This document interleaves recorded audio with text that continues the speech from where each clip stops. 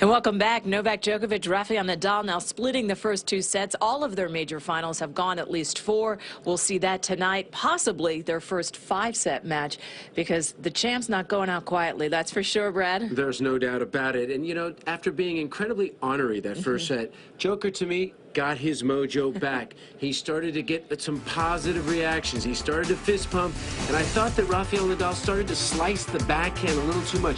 Watch this point right here where Rafael's deep return, but he gets pinned to the baseline, and he starts slicing the backhand, opening up the court position for Djokovic, who starts running him all over the place. This is what got him in trouble early and got good positive reaction from Novak. And this is a beautiful point where he just dictates play. And then look at these positive fist pumps. Those all came early in the set. And in that first set, we saw nothing but negative reactions. To me, Novak is believing that he's turning this match around. And I think it's really important now for Rafa, some of the numbers I saw. The first serve, he was laying in his first serve way too easy. In that first set, Rafa was being very dominant with the forehand, inside out to the forehand. He had 6 winners to that side, only 1 in the second set. He needs to go back to the forehand, and he needs to amp up that first serve. He's only winning 58% of the first serve points when getting in the first serve. He needs to go bigger than that. All right, so Chris, the mojo is back, according to Brad. Over to you guys. Djokovic really not superstitious. He's gone back to the white shirt, Patrick. You pointed out that was the turning point when he ripped off the white one and went to the black shirt. Yeah, I guess he doesn't care about that stuff. I think Brad's right. I think he's got clearly has the momentum, and kind of interesting that both guys threw in a double at an absolutely crucial moment. And Nadal hits just his second of the match to lose that set.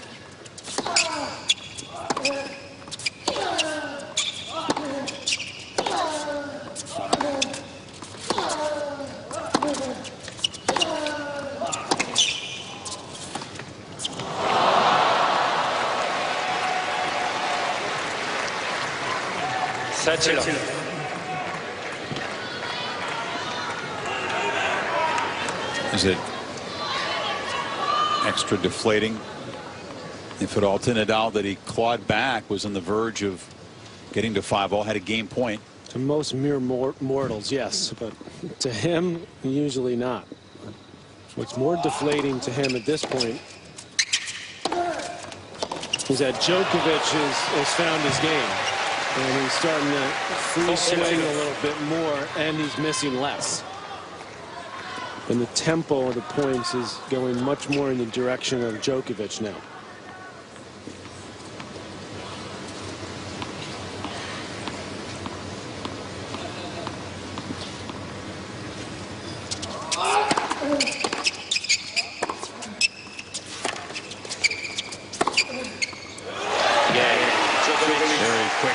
Open the third. Researcher Mickey saying Patrick passing along this nugget as he has so many throughout the tournament. Last 19 men's finals. The man who's won the second set has won 18 of them. Okay. Nadal was the exception, losing the set to Federer in 09 and then coming back and winning it in 5. We also understand at the last set at the change of ends that the chair umpire gave both Djokovic and Nadal a soft warning just to make sure the boys keep an eye on the time for a time violation between points. Okay. That's a step in the enforcement process.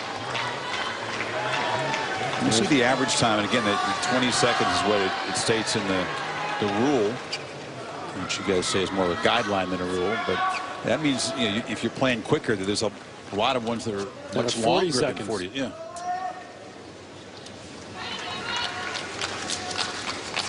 When I was in the other box the other night, Chris, when you and Darren would call in the Murray Djokovic match, we were actually using the stopwatch often, and it was oftentimes into the mid 40s, close to 50 at times seconds that the players were taking.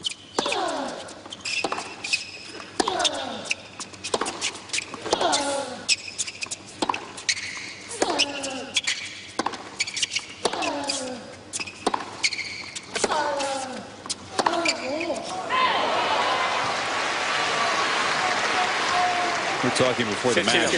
That rule at the majors, which allows less time than the ATP tournaments, used to be allowed 30. They cut it back to 25. Here it's, again, by Rule 20. Been in place since '90, but hasn't the game changed a lot, become more punishing, more physical? No, absolutely. So many more rallies like the ones these guys are playing tonight become a part of the equation. So players would say lenience is called for.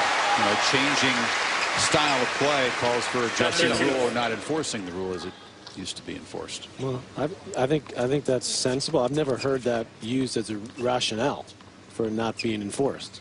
If that's an argument that's and I think it is that's a valid point, then maybe it's okay. 30 seconds in between points.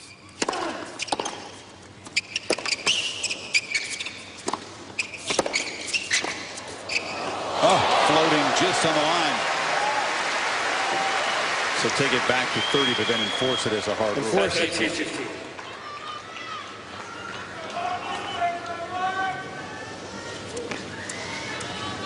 Not really an easy volley, was he? Moving away from the net, flicking it back.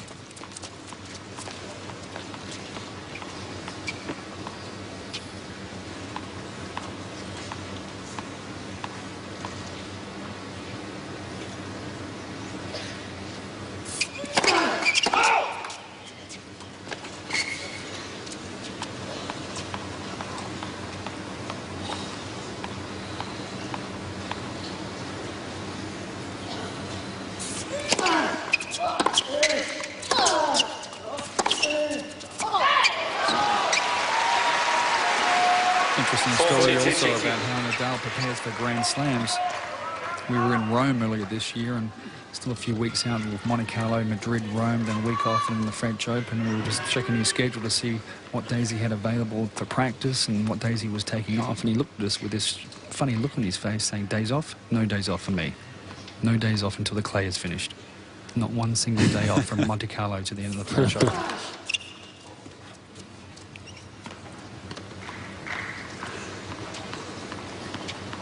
That's the swing that, of course, he built his career on the clay before expanding to other surfaces.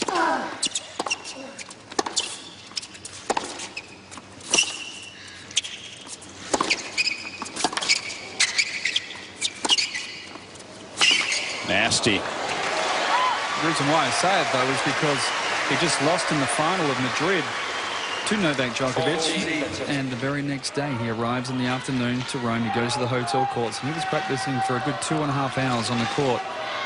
We're looking at him going, what are you doing? And it was amazing. The guy just needs to feel his legs. Yeah, there's a fair chance from the moment he stepped on the hard courts preparing for the Australian Open, he hasn't had a day off leading up to now. He'll go back to the practice courts next month. Spend February getting some of the practice he didn't get at the end of the year, he said, with the shoulder. That's what Brad was talking about. Another deep return. Nadal backpedaling quickly, trying to hit a forehand. And under pressure again in the service game. You can't breathe in any of these service games. Yeah, even when he gets a lead.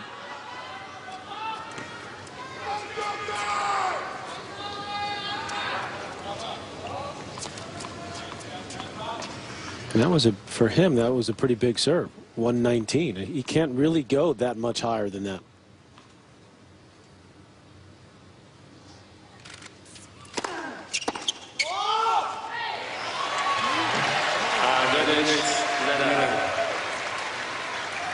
The good thing about Nadal, though, in this, he's not panicking. I mean, he's still going. He's obviously come out with some adjustments to the game plan, which is he can serve more to the body. And he's still winning some cheap points doing that, and he's still forcing himself to be more aggressive when he can.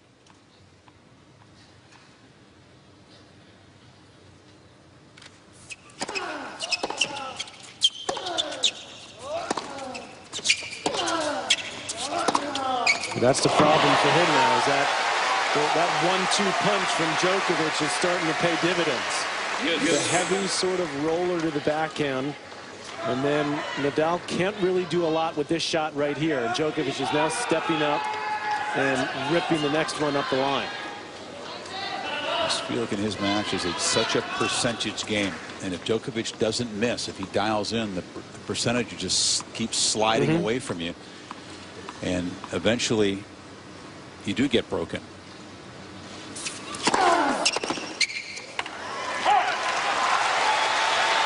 Nadal seems like he needs a point or two like that every service game just to survive.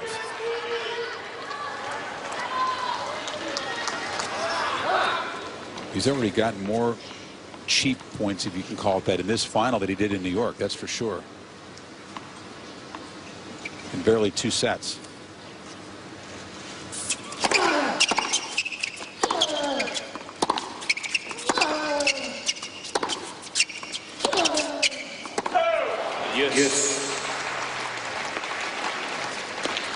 I'm sure also, if you notice how hard Nadal has to work on every single ground stroke compared to Novak. Novak's in that nice little zone now where he's got great timing on the ball. He's not having to really overswing, but Nadal is just swinging out of his shoes, coming out of his Nikes.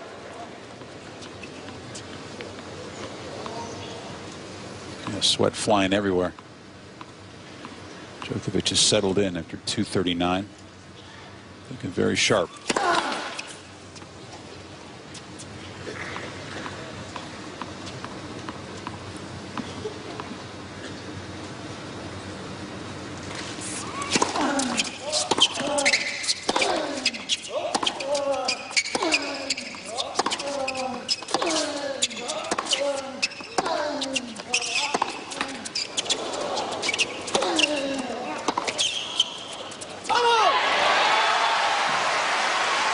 Nadal breaking the pattern, Patrick, in that point, as you guys have talked about, taking the backhand up the line with some force, getting out of the trap.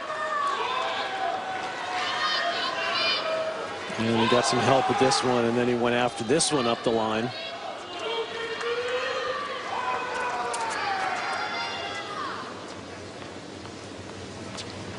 Tony said that's what we talked about. See? Carlos Costa, the former player, is his Change agent. the pattern.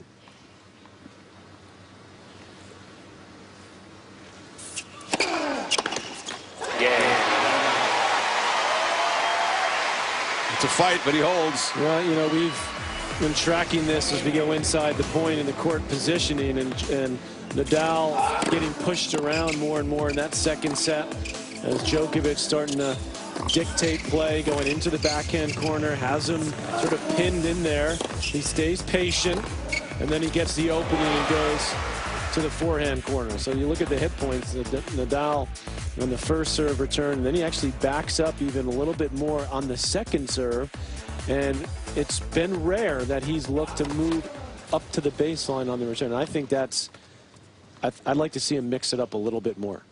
I know he's comfortable moving back, but I think once in a while he's got to make Djokovic feel some of that positioning pressure.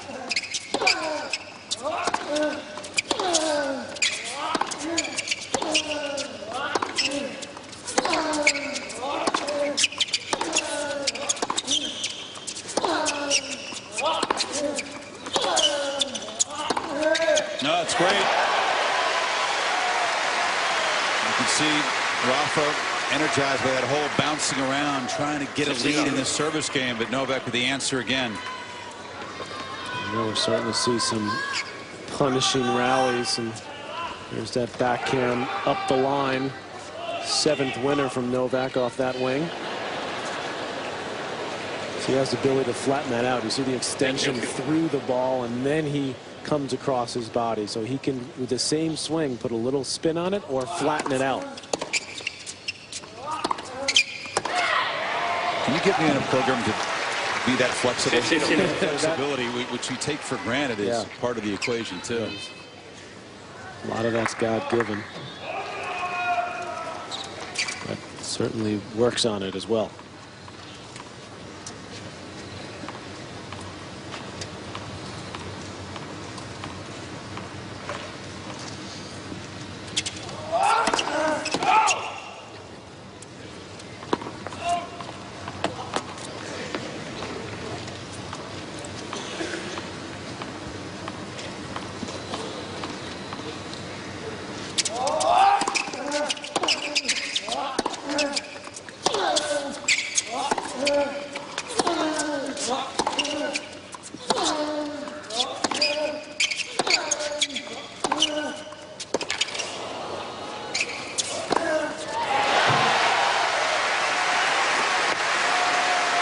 machine-like. We said that so often in his run last year.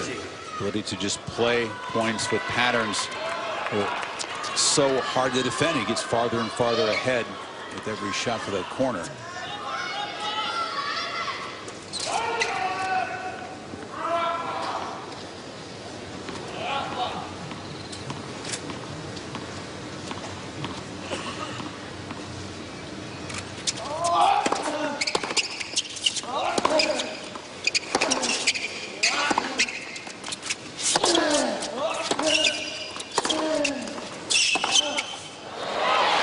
Response from Nadal.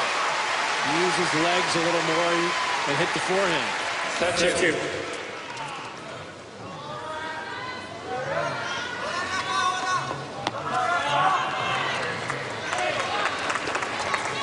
A set all, 1-all, 30-all, and we've been out here 2 hours and 44 minutes. Well, you know, these two guys played a 4-hour, 3-set match in Madrid just a couple of years ago. Might be here a while. We were hoping for that, Darren. Was expecting it.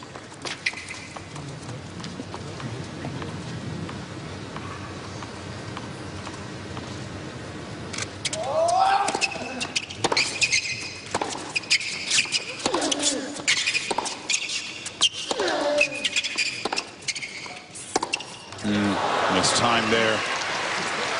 A short ball and try to flick it cross court.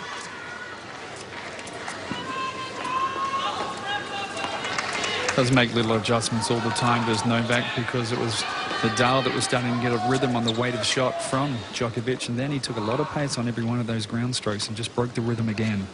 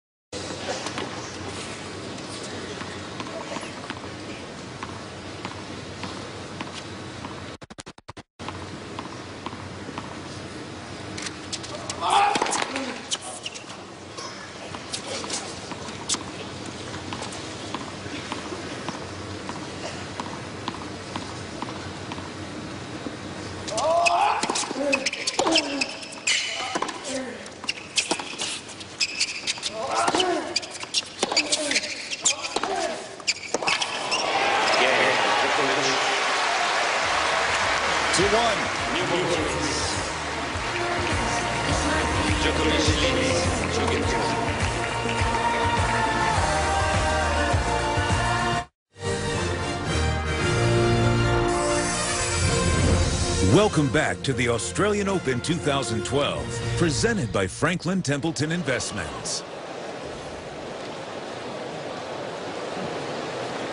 Wimbledon, U.S. Open, and now the Australian Open. First time in the Open era. 3 straight Grand Slam finals contested by the same 2 men.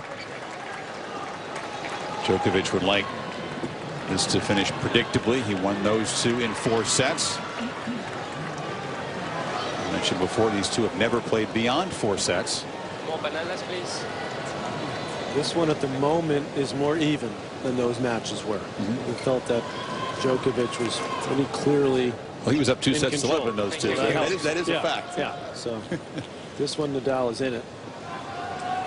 You still get the feeling now that Djokovic has the momentum.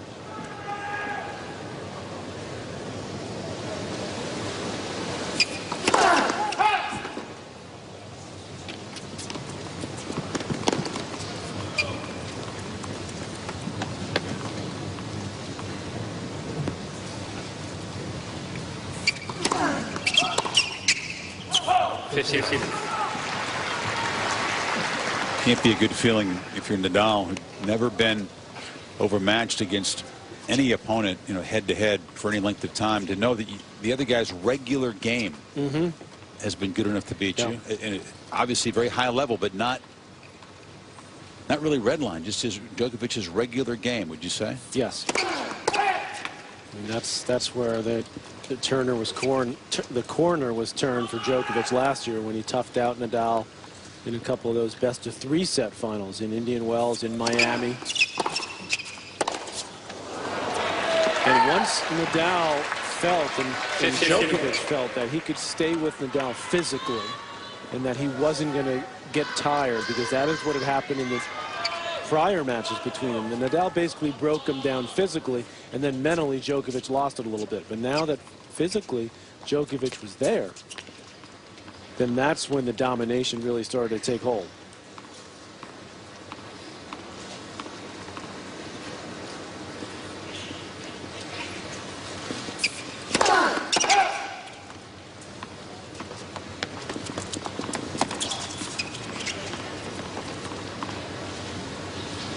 Uncle Tony saying, oh, can we rewrite this script?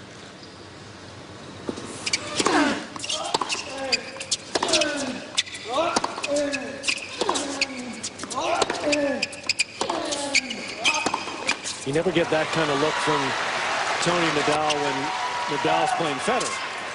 Because you always get the sense that, okay, we're playing this match in our tempo. This is going the way we want it to go. Best of 5. The only time I did was at the Wimbledon final after Rafa had failed to close it out in fourth set. And Tony looked pretty gutted. And before that was, and then he came back and won the Epic. 2008. But I think you're right.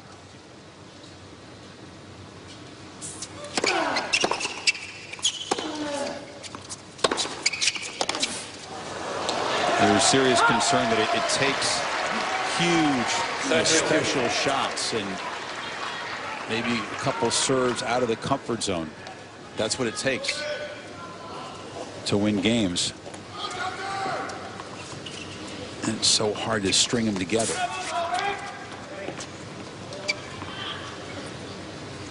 Important couple points here from Nadal's cause not to go down an early break in the third.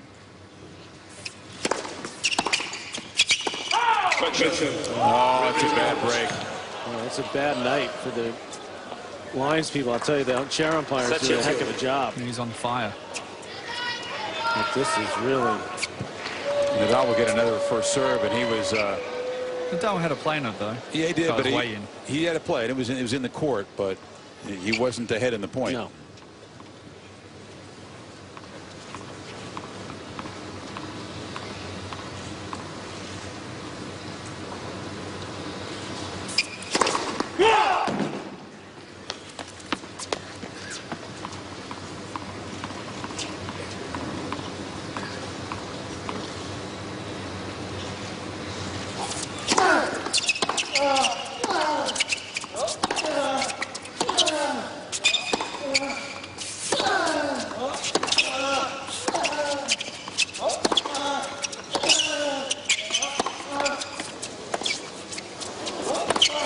And when Djokovic is starting to step around and hit forehands, you know he's starting to feel really confident. And that's exactly what he did throughout this rally. And this last one is just a beautiful shot from that low to get that much on it. Nadal in all sorts of trouble now.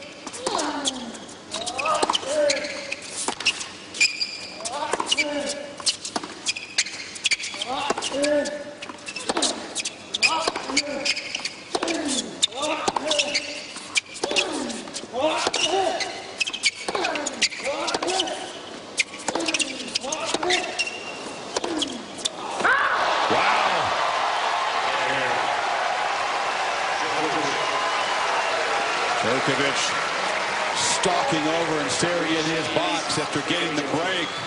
One of those defining rallies in the match so far. That could be the defining rally. I mean, and it had the feel of it as it was taking place. And the extra effort that Djokovic was putting into moving out into that forehand corner. And Nadal says to himself, I've seen this one a few too many times in the last 6 months. He knows the importance Points like that played, losing his #1 ranking and all those titles to Novak last year. Nadal is going to have to, in his words, suffer and search for some solutions, because this is starting to look very familiar, isn't it? It sure is.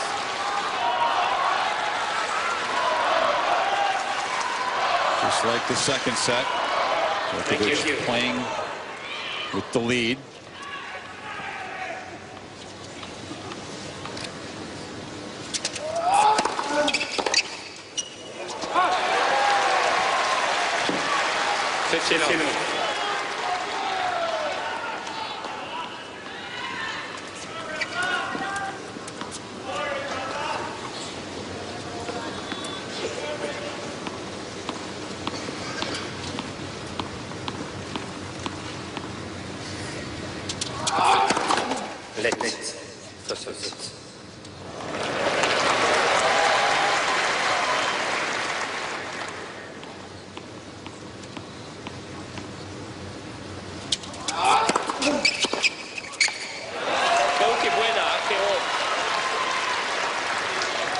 Nadal trying to call right service line. Ball was calling.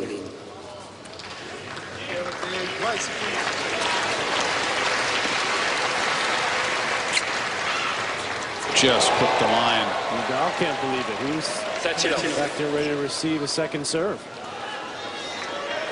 Nadal has 2 chances. Nothing going his way now. No.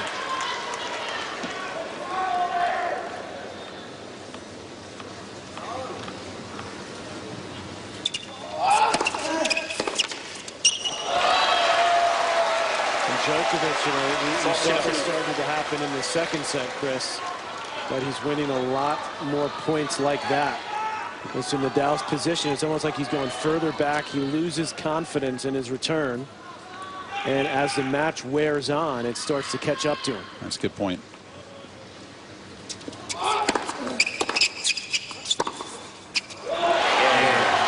Percentages. And Nadal fighting, clawing, try to hold. Djokovic doing so routinely. A lot like set 2.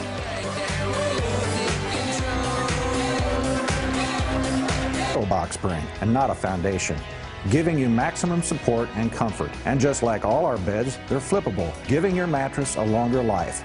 So call, stop by, or visit us online at honbedding.com. Warm, breezy Sunday night in Melbourne as this Grand Slam comes to a conclusion. And some great moments in the last couple of weeks. Folks here hoping to see a 5-set final, but Novak in no mood to let that happen. He has been dominant in the 3rd set, and Nadal again, just a huge effort to try to crawl out of a 1-break hole. It just feels a lot bigger than that. It does, yeah.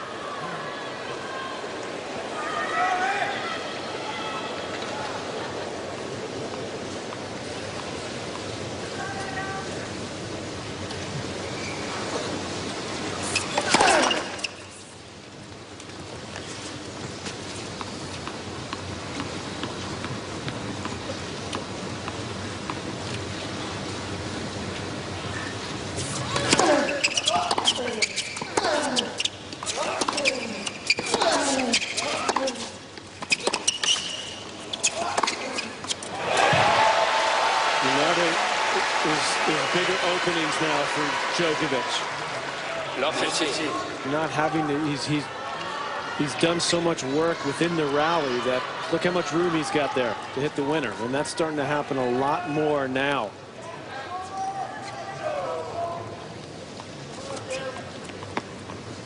It's like the body blows are starting to take their toll on Nadal. The defenses are coming down. And you saw his head come down too. Yeah. A little resignation after that point. 3 hours of play. Nadal will never stop fighting, and Djokovic knows that. He understands that this guy is as tough a competitor as he could ever face. But it's one of those matches where you just feel like it's going to take the cooperation of Djokovic to let Nadal back in this. Yes, exactly. It's in his hands.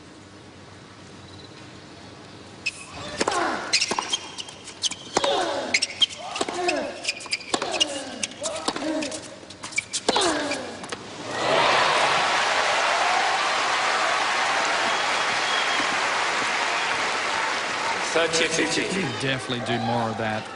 You can go either way with that forehand as well, but just taking some of that topspin off the ball and driving through the court. Aggression has to be the answer, Darren. Yep, on the first serve and also on the forehand. That's where he's going to win it, because Novak is really locked down on Nadal's backhand side. By the way, you know when Djokovic is clapping for his opponent that he's feeling pretty confident.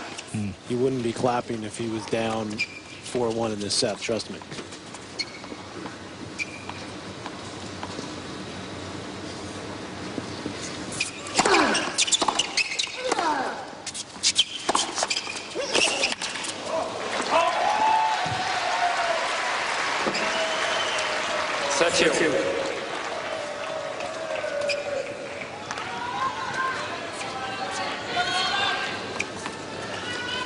As winners have essentially risen or stayed the same, risen in this set, but the unforced errors have come down in a big way.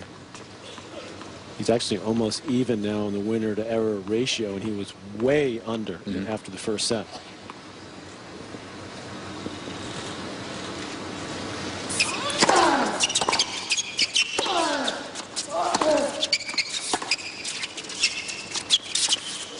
Now he's toying with him.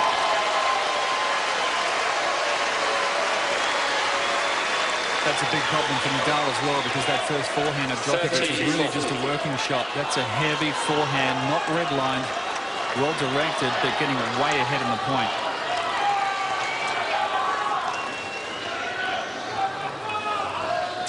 Break point for a chance to serve it out at 5-1.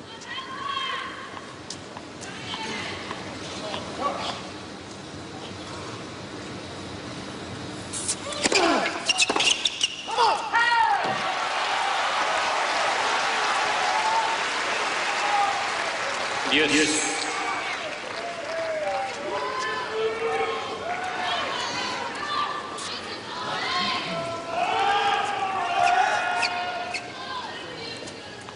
The moments in the match, you know, the Nadal clawing back in the last set to 4-5 at deuce, that unbelievable backhand that Djokovic hit off a Nadal forehand, setting up the set point and the double fault.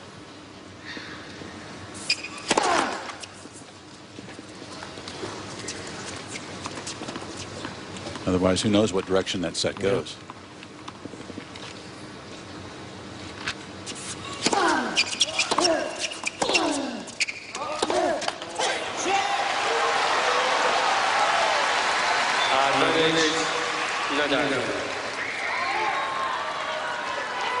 Been so clean that any unforced error surprises and agitates him. How could I miss one?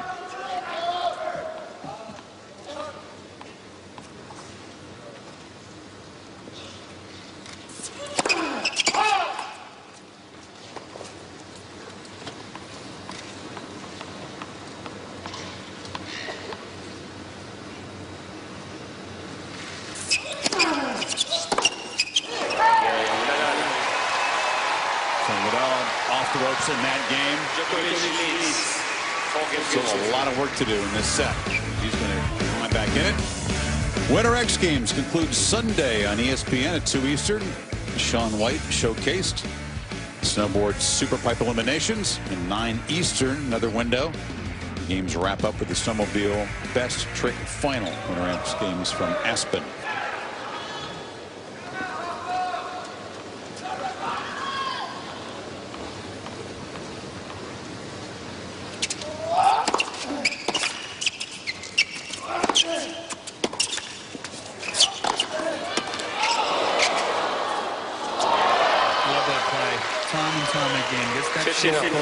Good working shot to the backhand, and says to Rafa, if you can pass me from 12 feet behind the baseline, good luck. It's definitely a move that Roger Federer could have used more often.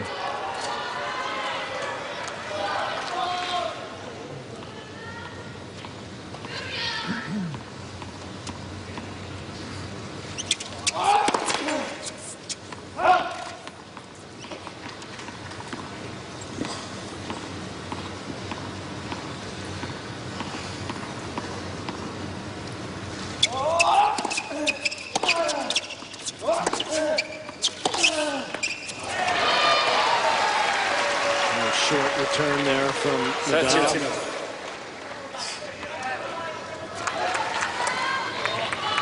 He's telling himself hit through the forehand. Yep.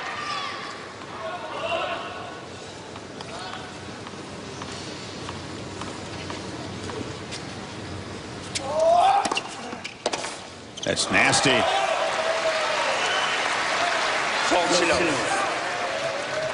The service games for Djokovic just flying by now with very little energy burnt. Exactly right. I mean, we thought that maybe Nadal, if he could press Djokovic physically because of the length of his semifinal match, that could be an edge for Nadal, but he's not doing it this set. Djokovic was far too many points like that for Djokovic. Holding at love. Nadal up against it at 2-5 when we come back.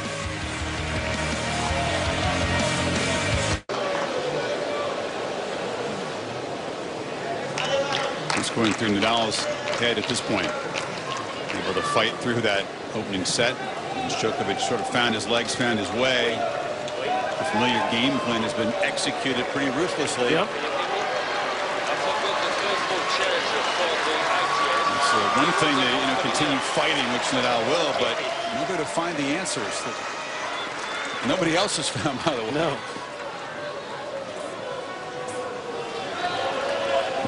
If solving the machine-like game of him were easy, somebody would have beaten him last year once in a while. The only one to beat him in a major, of course, was Federer at the French. Semi-final there. It took a brilliant match from Federer to do it.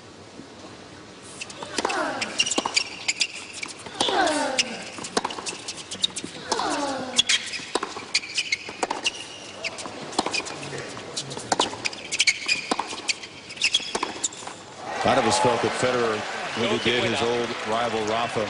Rafa didn't stop playing. He was not sure that ball within that rally was good, but played on. That Federer did Nadal a big favor by taking out Djokovic. Novak would have been the favorite in the French final and could have completed the Grand Slam. Well, if he wins here, we have to start considering talking about the Novak Slam if he does take out the French Open. That will be the storyline heading to the next major this year for sure, Darren.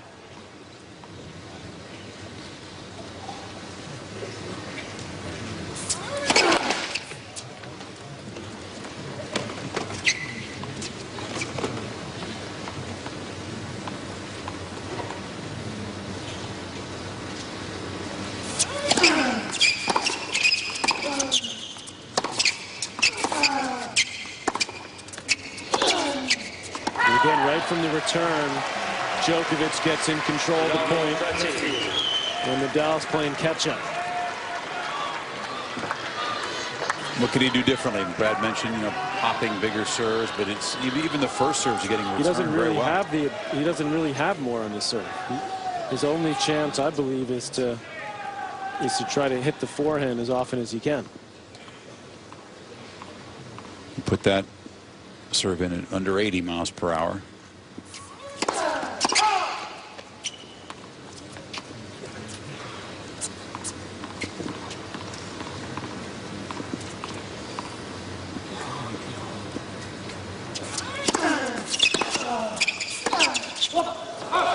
It's just become a nightmarish X and O matchup, hasn't it, for Nadal?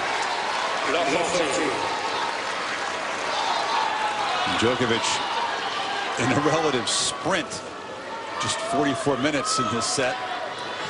A chance to grab a 2-set-to-1 lead right now. Well, the first set took an hour and 20. The second one an hour and 6. This one 45.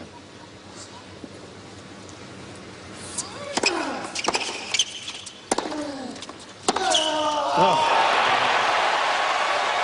What a punctuation. Djokovic stringing points together to slam the door on set number 3, a set away from another title.